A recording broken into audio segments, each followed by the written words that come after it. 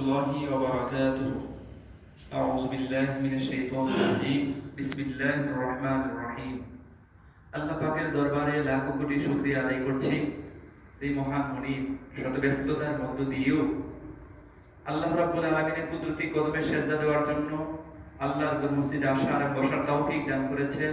সেজন্য মহান মুনিবের কুদরতি কদমে একবার শুকরিয়া আদায় করছি, আলহামদুলিল্লাহ।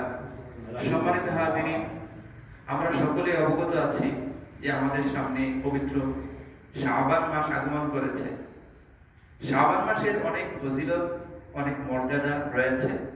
যেমন রাসূল করিম সাল্লাল্লাহু আলাইহি সাল্লাম রমজান ব্যতীত সবচাইতে বেশি রোজা রাখতেন শাবান মাসের মধ্যে। এই আমলটুকু আমরা করতে পারি। তার মধ্য থেকেও শাবান মাসের আর কতগুলো নাম রয়েছে, সেই নামগুলো আমি আপনাদের সামনে উপস্থাপন করছি। তিরমিজি শরীফের হাসিয়ার মধ্যে এসেছে এই 5টা নাম রয়েছে। 1 নম্বর নাম হচ্ছে লাইলাতুল নিসফি মিন শাবান। শাবানের মধ্যবর্তী যে রাত রয়েছে, এটা একটা বরকতপূর্ণ রজনী রয়েছে। তারপরে রয়েছে 2 নম্বর হচ্ছে লাইলাতুল মুবারাকা, এটার মধ্যে একটা বরকতপূর্ণ রজনী রয়েছে। লাইলাতুল বারাআ অর্থাৎ মুক্তির রজনী বলা হয় 3 নম্বর যে নামটা রয়েছে। 4 নম্বর যে নামটা রয়েছে এটাকে বলা হয় লাইলাতুর রাহমা অর্থাৎ বরকতপূর্ণ রজনী, রহমতের রজনী। লাইলাতুস সব অর্থাৎ রশিদ প্রাপ্তির রজনী, যে রজনীতে আল্লাহ পাকের ইবাদত বন্দেগী করে আল্লাহ পাক তাদেরকে রশিদ প্রদান করে দেন।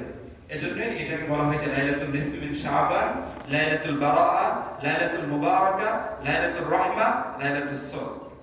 এই রজব মাসের মধ্যে, রজব মাস আমাদের অতিবাহিত হয়েছে, রজব মাসের পর শাবান মাস আমাদের মধ্যে আগমন করেছে। এর মধ্যে কতগুলা আমাদের দায়িত্ব রয়েছে, করণীয় রয়েছে। এর মধ্যে অন্যতম একটা দায়িত্ব হচ্ছে নফল সালাতের, ফরজ সালাতের পাশাপাশি আমরা নফল সালাত আদায় করার অভ্যাস করতে পারি, প্র্যাকটিস করতে পারি। যেমনই ভাবে আমাদের সামনে যখন কোনো ইভেন্ট আসে বা খেলাধুলা আসে, হঠাৎ করে কিন্তু খেলোয়াড়রা কিন্তু মাঠে নেমে যায়, কি করে আগে একটু প্র্যাকটিস করতে হয়। তেমনি ভাবে রমজান মাসে যদি আপনি ভালো কিছু অর্জন করতে চান, ভালো ফলাফল অর্জন করতে চান, শাবান মাসে আপনাকে অতিরিক্ত প্র্যাকটিস করতে হবে। যদি করতে পারেন তাহলে রমজান মাসে আপনার কাছ থেকে আমরা ভালো একটা ফলাফল আশা করতে পারবো। যেমন আপনি তাহাজ্জুদ পড়ার একটা প্র্যাকটিস করতে পারেন, তারপর নফল ইবাদত করতে পারেন, ফরজের আগে